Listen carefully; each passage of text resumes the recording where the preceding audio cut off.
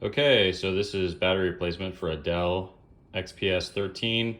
This is the 9343 model, but a lot of the others are similar. At this point, a lot of these batteries are failing. Just the life of the battery is used up. So I bought a version off Amazon here. The nice thing is it comes with the two screwdrivers you need here. One's a Torx head, one's a little Phillips head.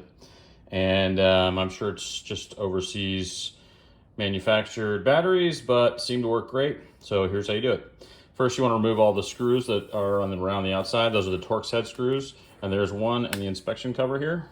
After that, the cover lifts right off. Your battery's here.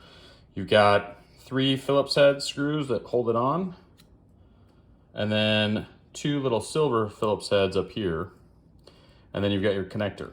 The connector just pulls out.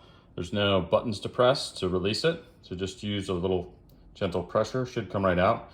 And then I used a razor blade to cut this tape that's holding this red wire here, instead of trying to pry it off there and possibly